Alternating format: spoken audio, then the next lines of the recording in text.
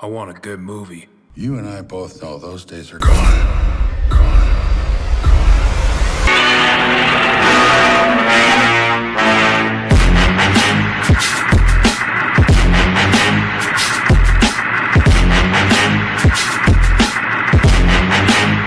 Captive State is an odd story, not for its subject matter, but by what it shows and doesn't show.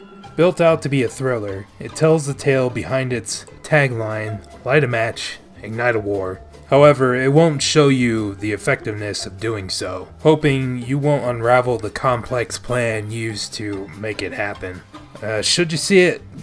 Yeah, if you got nothing better to do and don't rage at unsatisfying endings like I do. However, if that's something that really works for you, well, Godspeed.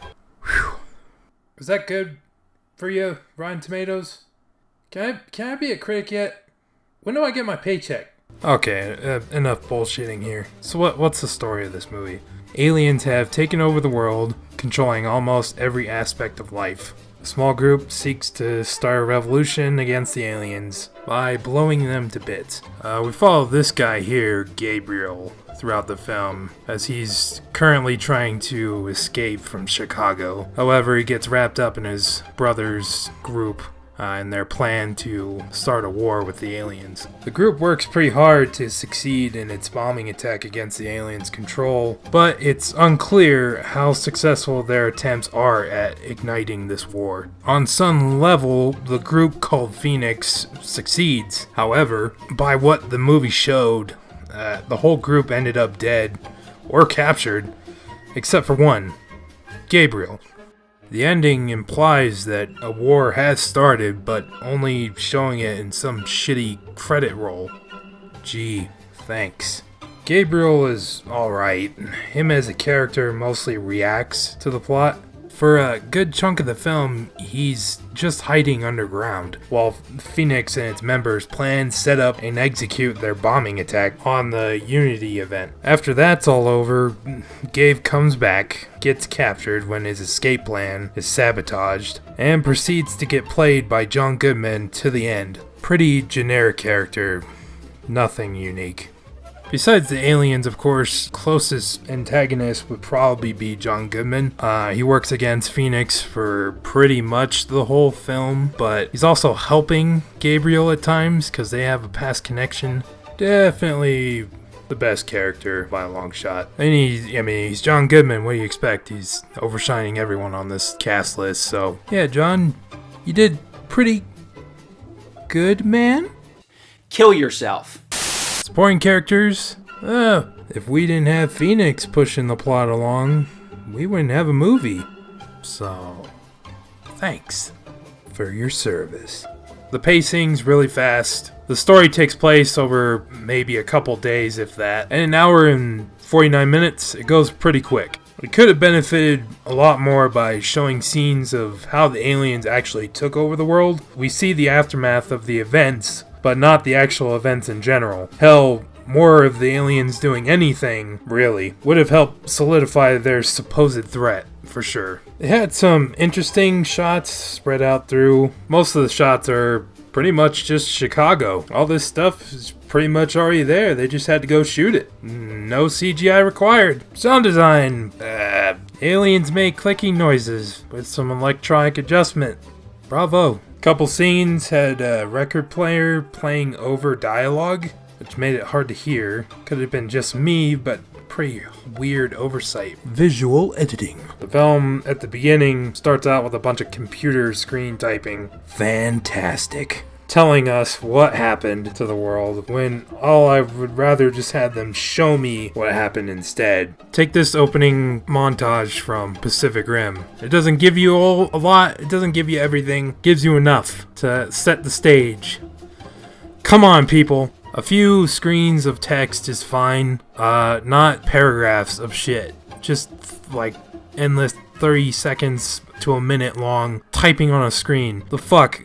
You know, it's not okay. Come on, guys, we can do better than this. Except for Star Wars. Star Wars is fine. The opening crawl goes nice and slow. You know, my little puny brain can keep up with it. You know, the opening crawl is a national treasure, okay? We do not talk shit about Star Wars. Things I liked. The aliens have these bug things in everyone, used for identification, access and egress, or even faking them is in depth and required for Phoenix bombing attack.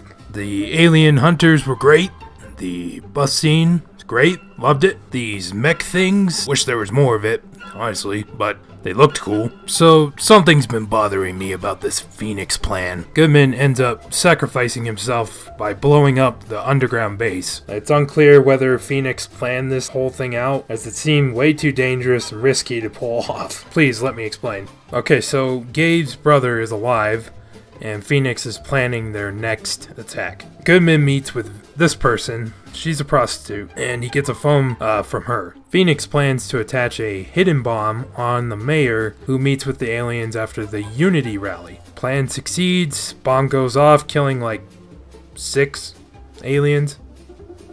Yeah, 6. This guy, called the Commissioner, goes down to the aliens' underground base to receive their orders. Keep this in mind. Phoenix members go dark. They go underground. Bombing team tries to leave the city. Hunters come down, intercept the last of the bombing team at the bus station. Gabe's brother is captured, then tortured. Goodman uses his life as leverage over Gabe to track the last of the Phoenix members to their leader, Number 1. Gabe proceeds to lead Goodman to every member, exposing each of them. Leads up to Number 1, which turns out to be the prostitute from earlier. Goodman's team enters, kills her. They find a wiretap on the wall leading to a closet where she apparently recorded every conversation she had with her clients. Goodman takes all of them, gives his report to the aliens in this court setting. Playing the tapes exposes the members of their organization, including the commissioner from earlier. Goodman gives a SIM card from the phone from earlier to Gabe after Phoenix is ruined. Gabe watches the video on the card showing Goodman, prostitute, and Gabe's family were very good friends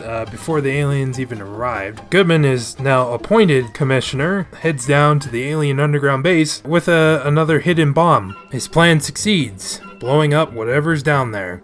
Now, I really doubt that they planned that whole thing out to go exactly that way, virtually killing every member of Phoenix in the process, just for one underground base. The credits imply that this works because it shows on a map other zones attacked. How though? This could have been written off as an accident, completely covered up. The film never implies or shows Phoenix operating globally. Gabe at the end deletes the video despite the warning of being disciplined for unauthorized deletion. He's shown doing nothing else. With his demeanor and attitude, he's not leading any kind of fight, just what? There's a scene after the Unity bombing where Goodman is walking with the commissioner before he goes down to the aliens. Why couldn't you just plant the bomb on him at that point? Like, he would have saved so many lives, all the people he cared about, everyone he loved. It's fucking bizarre. Well, with that, score-wise, I'm just gonna give this a 4 out of 10. Yeah. Well, guess that's it. So much more could have been done with this idea. Must have been a budget problem. Wait, what was the budget for this? No.